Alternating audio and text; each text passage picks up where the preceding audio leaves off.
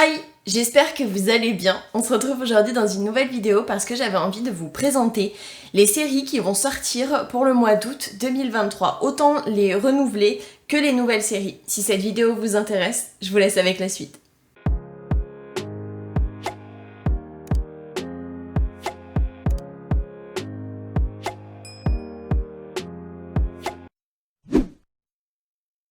La première nouvelle série qui commence le 4 août, il s'agit des Fleurs sauvages, qui va nous raconter l'histoire d'une jeune fille de 9 ans qui vit avec ses parents et qui va malheureusement voir sa maison brûler et qui va être recueillie chez sa grand-mère, sachant qu'elle va l'accueillir dans sa ferme, mais ce n'est pas une ferme ordinaire car il y a beaucoup de monde qui ont été recueillis par sa grand-mère parce qu'ils ont des problèmes à régler ou pas, mais qu'ils ont...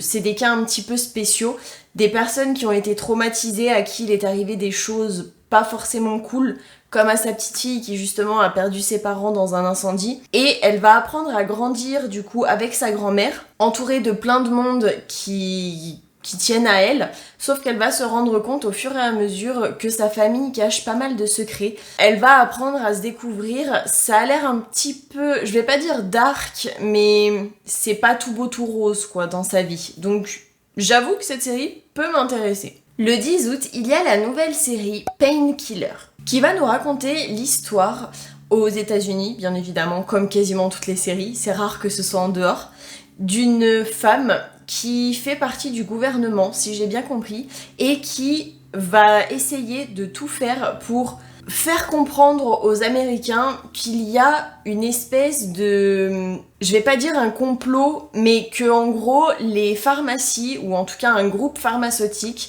distribue un médicament avec une ordonnance, je crois, ou je sais même pas s'il y a même pas besoin d'ordonnance, qui distribue en pharmacie des médicaments qui en fait sont censés être contre la douleur, sauf qu'en fait c'est des opiacés, donc c'est quelque chose qui les fait ne pas être dans leur état normal, qui les rend déjà accros, déjà de 1, qui les met dans des états juste pas possibles, qui ne ressemblent pas du tout à leur personnalité. Vraiment, c'est une drogue, hein, concrètement.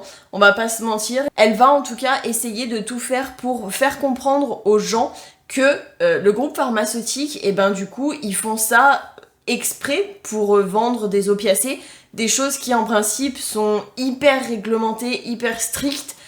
En général, quand on en prend, il faut diminuer à petite dose pour pas que ton corps sente qu'il y a un manque de quelque chose, enfin pour pas en être dépendant, il y a plein de petites choses comme ça.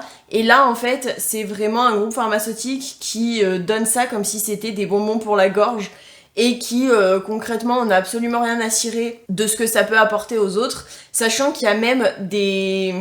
alors pour moi j'appelle ça des dealers, mais ils appellent ça des espèces de vendeuses, je sais même pas comment on pourrait qualifier ça.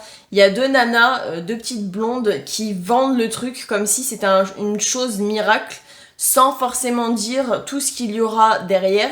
C'est-à-dire que vu que c'est des opiacés, ils vont avoir de la dépendance en fait, tout simplement. Donc c'est un peu space, mais c'est cool qu'il y ait des séries comme ça qui sortent des sujets qu'on n'entend pas forcément parler. Le 18 août, il y a la nouvelle série Shelter, qui va nous raconter l'histoire d'un jeune garçon qui malheureusement voit son père mourir et qui va devoir déménager dans une nouvelle ville, qui va se faire de nouveaux amis, sauf qu'il va se passer des disparitions assez étranges. Il va aller, d'après les extraits que j'ai vus, dans une espèce de maison un petit peu style hanté, et va se rendre compte qu'il y aurait une fille qui serait liée au meurtre de son père, qui va malheureusement disparaître, et il va demander à ses amis tout simplement de l'aider à découvrir où est-ce que cette jeune fille est passée et quel est son lien avec son passé, donc avec son père. Je crois qu'il y a une espèce de papillon qui est lié à la disparition de son père, ou en tout cas au meurtre de son père, et qui est tatoué sur l'épaule de la jeune fille. Donc j'avoue que cette série m'intrigue quand même pas mal. Le 24 août, il y a la nouvelle série Croisement Gaza, Boulevard Saint-Germain, qui va nous raconter l'histoire d'un jeune couple qui, au niveau des origines, ils ont rien à voir l'un avec l'autre, mais ils ont réussi à trouver pas mal de points communs qui font que c'est un couple comment on dit quand c'est plusieurs origines différentes? Je me souviens plus du terme. Mais en gros, même s'ils ne sont pas des mêmes origines, ils ont trouvé des points communs, ils vivent ensemble. Sauf qu'apparemment, il va y avoir quelque chose, je ne sais pas trop quoi, qui va, entre guillemets, un petit peu foutre le bordel dans leur couple. Ça dit en tout cas dans le synopsis il y a 46 000 km qui les séparent d'une chose, sauf que cette chose va les rattraper et va mettre leur amour, pas sur la sellette, mais va mettre leur amour à toute épreuve, et on va voir si oui ou non ils arrivent à rester ensemble malgré les problèmes qui vont arriver dans leur couple.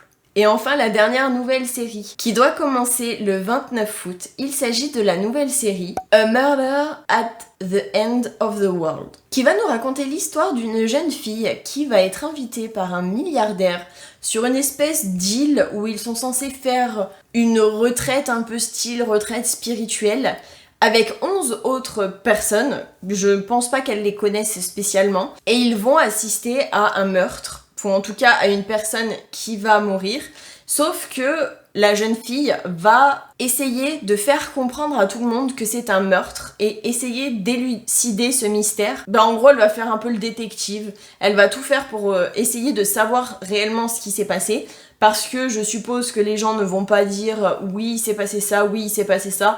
En général, quand il y a un meurtre comme ça, la plupart des gens, ils essaient de cacher ce qu'ils savent, donc j'avoue que la plupart du temps, c'est pas forcément facile. Donc elle va se prendre pour un pseudo-détective et essayer de comprendre le pourquoi du comment, de résoudre tout simplement cet homicide et de en connaître les raisons et de savoir qui a fait le coup, parce que je suppose que ça doit être peut-être pas elle, mais une des 11 personnes invitées, voire peut-être même le milliardaire. À voir, je ne sais pas trop. Mais en gros, ça a l'air plutôt pas mal, c'est un truc un petit peu style mystère, détective, résoudre un meurtre, etc. Ça peut être bien. Dans les séries renouvelées, le 2 août, il y a la saison 3 de Physical, qui va nous raconter l'histoire en 1980 d'une femme au foyer qui ne va pas très bien dans sa vie professionnelle et personnelle et qui va se voir découvrir l'aérobic, et franchement ça va devenir une passion. Du coup, elle va faire plein de choses liées à l'aérobic. Donc dans un premier temps, elle va faire des cours d'aérobic, sauf que j'ai l'impression que par la suite, elle va essayer d'en faire son métier, donc de monétiser quelque chose qu'elle aime. Je trouve ça quand même assez cool à cette époque-ci, que ça nous montre en fait que les personnes, elles, un peu comme maintenant, elles font de leur passion leur métier, et franchement, ça a l'air plutôt pas mal. Au niveau des saisons précédentes, je ne sais pas trop ce qui s'est passé.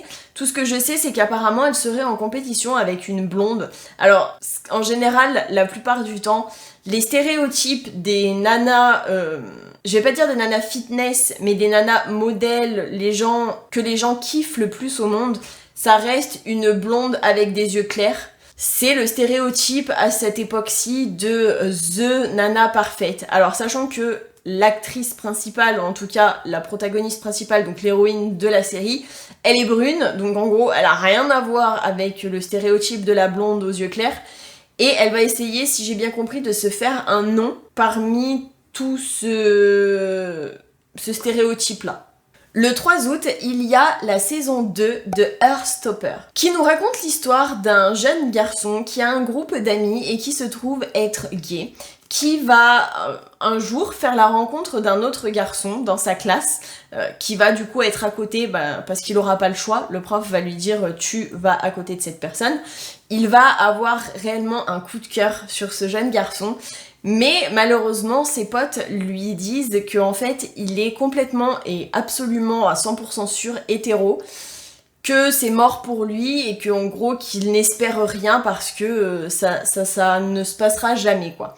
Sauf que il a tellement eu un coup de cœur qu'il ne peut pas s'empêcher d'interagir avec le garçon, et va se rendre compte au final, je ne sais pas où dans la saison 1, que le jeune garçon hétéro n'est pas du tout hétéro en fait. Je pense qu'il doit être peut-être bi, ou qu'il faisait semblant d'aimer les filles pour cacher ça, parce que j'ai pas l'impression qu'il sache qu'il aime les garçons. Je pense que c'est la première fois que ça lui arrive, parce que dans la bande-annonce, on dirait un petit peu qu'il a honte, que ses potes se fichent de lui, entre guillemets, qu'il aime peut-être un garçon. Donc j'avoue que c'est pas cool par rapport à ses potes de réagir comme ça.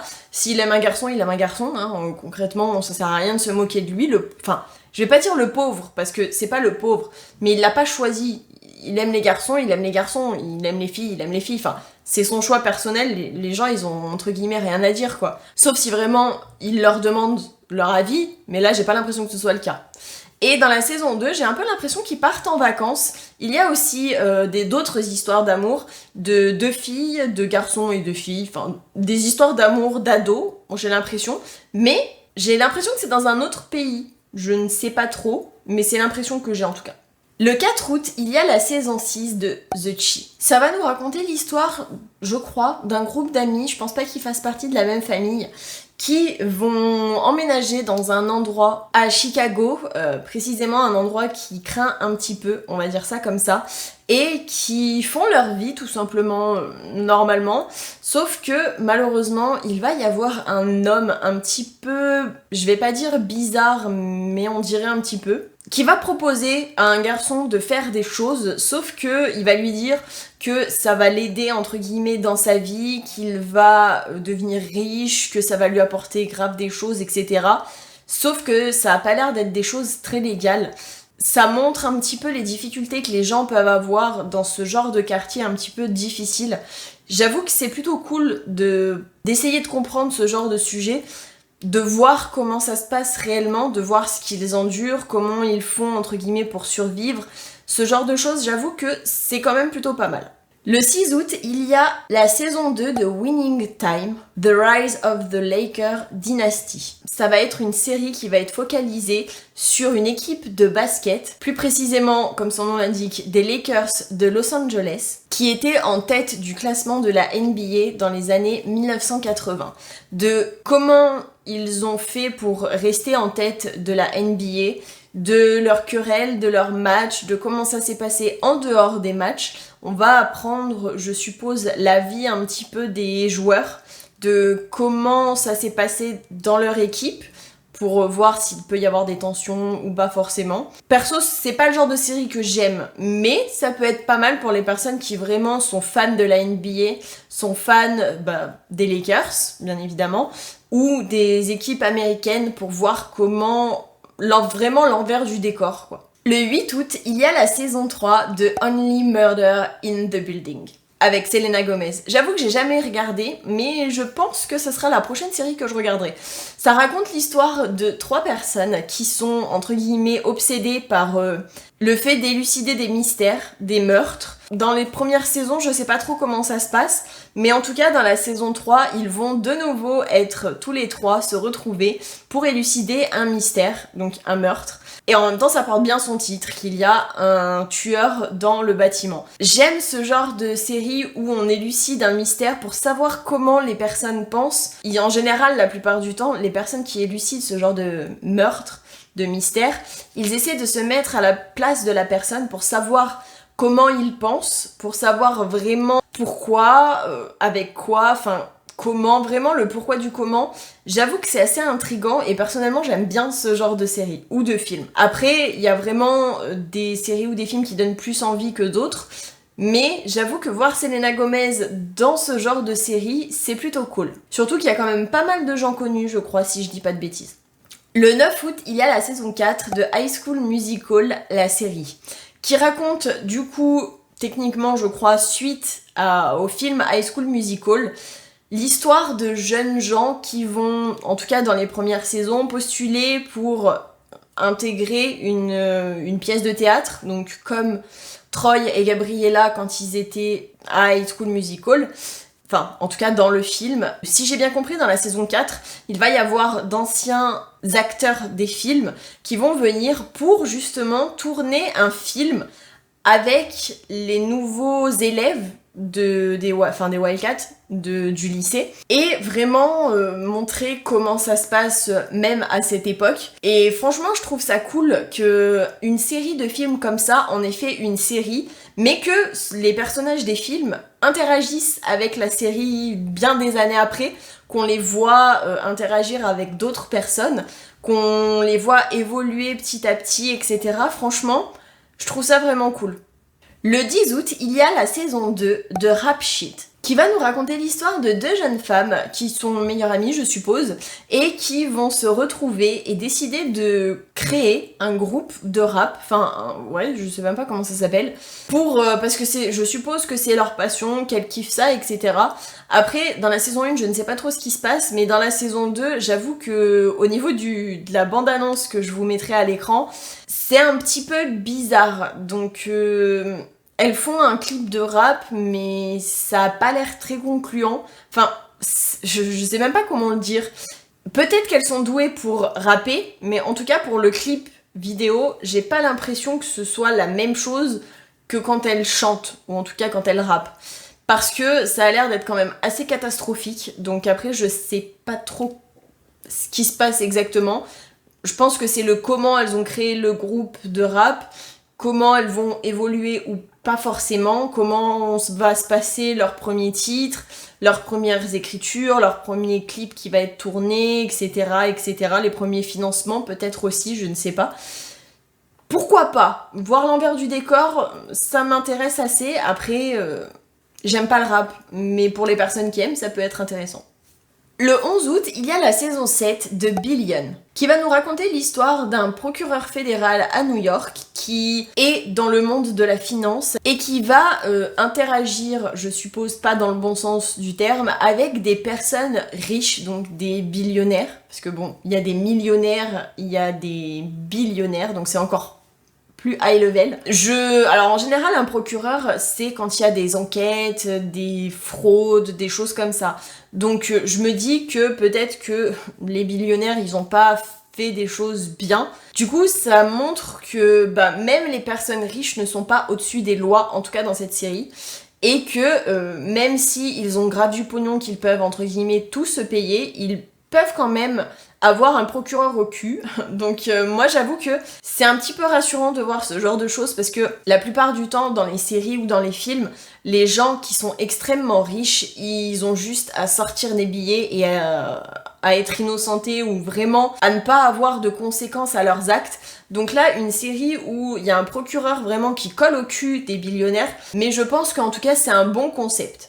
Le 11 août, il y a la saison 2 de Men in Kilt, qui va nous raconter l'histoire, c'est plus un documentaire, de deux acteurs de la série Outlander qui aiment être en kilt et qui vont en fait faire une espèce de road trip où ils vont être que tous les deux dans une caravane, se balader dans différents endroits, faire différentes activités, nous montrer en fait tout ce que l'on peut faire en Amérique, mais c'est quand même des acteurs écossais, donc entre guillemets, c'est à cause de ça, grâce à ça, qu'ils aiment le kilt. Donc après, c'est une façon de s'habiller, hein. Je pense que ça doit même être plus que juste une façon de s'habiller, ça doit vraiment être ancré dans leur éducation, je suppose. Je ne m'y connais pas, mais je pense que ça doit être ça. Et ils vont faire différentes activités et vont être, entre guillemets, les premiers à faire certaines choses, franchir certaines montagnes, certains pics, enfin vraiment des choses comme ça, où ça va être les premiers avec des kilts. Donc, pourquoi pas? Ça a l'air quand même assez marrant pour un documentaire, surtout que c'est avec deux acteurs quand même assez connus, d'une série assez connue. Pourquoi pas? Le 12 août, il y a la saison 2 de Upride. Dans la saison 2, si j'ai bien compris, ça raconte l'histoire de la jeune fille qui était dans la saison 1, mais peut-être pas du garçon, bref, qui va décider d'aller chez son père, je crois que c'est son père en tout cas. Elle va aller chez un homme et elle va lui demander de l'aide afin de retrouver sa mère qui est dans un autre pays complètement inconnu, totalement différent de là où ils vivent.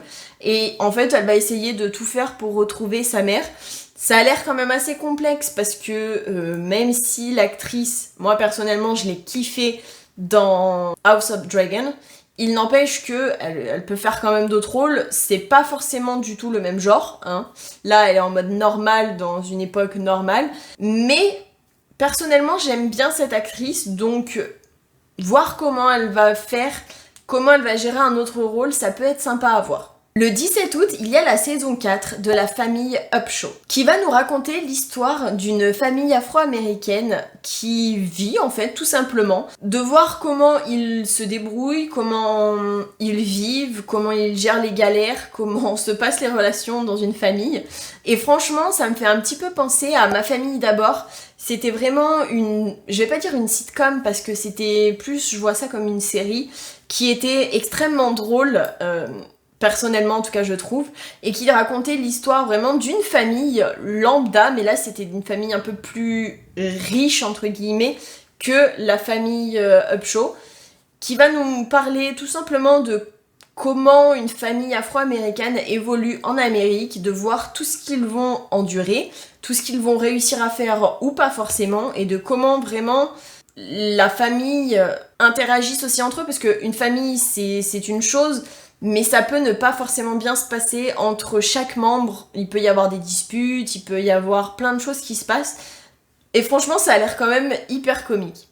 Toujours le 17 août, il y a la saison 2 de Killing It, qui nous raconte l'histoire d'un homme qui tout simplement va décider d'ouvrir une espèce de ferme. Ça ne va pas forcément se passer comme il l'entend. Et il va devoir gérer toutes les galères qui vont lui arriver, et aussi, je l'espère pour lui, le côté positif, parce que concrètement, dans la bande-annonce, juste ici, on voit pas forcément le côté positif des choses, mais je pense qu'il doit y avoir quand même quelque chose de positif, parce que si le mec, il lui arrive que des couilles du début à la fin, j'avoue que je pense qu'au bout d'un moment, le gars, il va en avoir marre, il va dire ciao, bonsoir. Donc, je pense qu'il va quand même se passer des choses bien, mais ça va aussi nous montrer toutes les galères qu'il va avoir, avec les personnes qui du coup, je sais pas s'il va les engager, si c'est sa famille, si c'est des amis ou quoi, mais ça a l'air plutôt pas mal. En tout cas, c'est assez drôle. Le 23 août, il y a la saison 2 de Invasion, qui va tout simplement raconter l'histoire d'une invasion alien et de comment l'humanité va gérer. Donc là, on n'est pas dans un Marvel, on n'est pas dans un DC Comics, on est réellement dans comment ça se passerait si, maintenant, là, tout de suite, il y avait des aliens qui essaieraient de nous envahir, comment les humains vont gérer, parce que dans les films ou les séries, la plupart du temps, il y a des super-héros qui interviennent, enfin, il y a plein de gens qui sauvent la Terre. Sauf que dans la réalité, là concrètement, s'il y a quelqu'un qui nous attaque niveau planétaire, on est dans la merde parce que on n'a pas réellement de super-héros, de super-soldats, de tout ce que vous voulez. Donc il faut que chaque pays, je pense, se réunissent et vraiment coopèrent pour vraiment essayer de faire dégager l'invasion alien.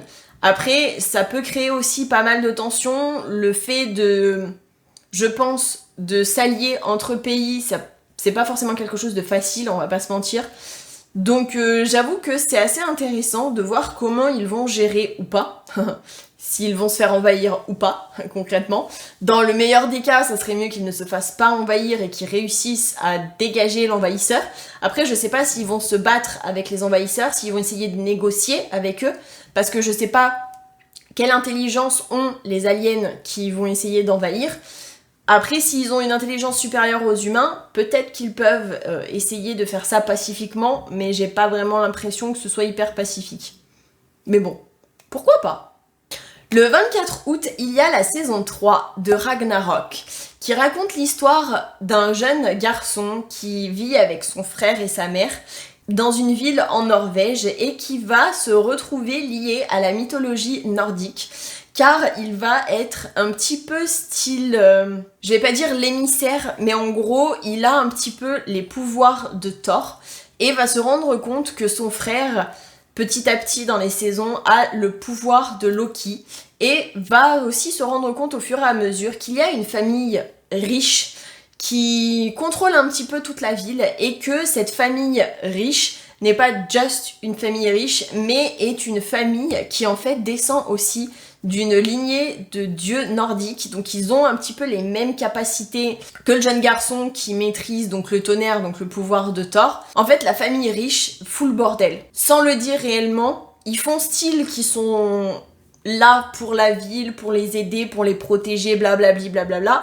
Et par derrière, concrètement, c'est tout l'inverse. C'est le gros bordel. Il y a du tonnerre. Ils foutent n'importe quoi, enfin vraiment, ils en ont rien à cirer des habitants en fait, tout simplement. Ils font juste genre qu'ils sont là pour eux, pour paraître comme un sauveur, alors que c'est pas du tout le cas, qu'ils utilisent leur pouvoir à mauvais escient, et on va se rendre compte que les enfants, entre guillemets, des méchants, ne pensent pas forcément pareil que les parents.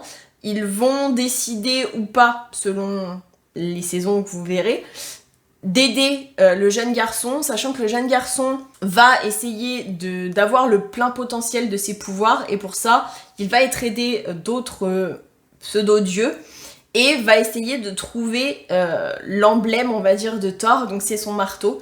Alors après, ça va pas forcément bien se passer, sa relation avec son frère Loki, donc son demi-frère, ils ont qu'un lien concrètement, est aussi assez complexe parce qu'il va se rendre compte qu'il est lié à la famille des riches, donc il va un petit peu partir en couille, on va dire ça comme ça. Franchement, cette série, je la surkiffe.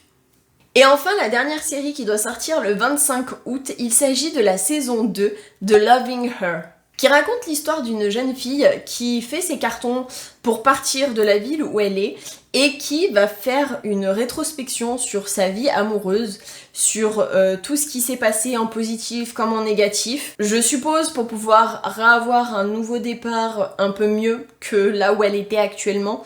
Je suppose qu'elle a vécu une grosse rupture et que c'est pour ça qu'elle veut repartir à zéro dans une autre ville. Après, j'ai pas eu beaucoup d'informations sur cette série, donc j'ai pas envie de vous dire n'importe quoi non plus, donc je préfère vous laisser voir le thriller. Même si c'est le thriller de la saison 1, j'ai pas réussi à trouver un thriller pour cette nouvelle saison en tout cas. J'avoue qu'il y a certaines séries comme ça où c'est pas forcément facile de trouver des thrillers. J'essaie de faire mon max, mais je peux pas non plus sortir des choses qui ne sont pas encore sorties. J'ai pas d'exclusivité, j'ai rien, donc je fais avec ce que j'ai. J'espère que cette vidéo vous aura plu, que ça aura pu vous aider et que vous aurez passé un bon moment en ma compagnie. J'adore toujours autant faire ce genre de vidéos. Si vous avez aimé, n'hésitez pas à liker, ça me fera super plaisir. À vous abonner avec ma petite tête qui s'affichera juste après. Et si vous avez un petit peu de temps à regarder une des vidéos qui s'afficheront sur le côté. Moi je vous fais plein d'énormes bisous et je vous dis à la prochaine pour une prochaine vidéo.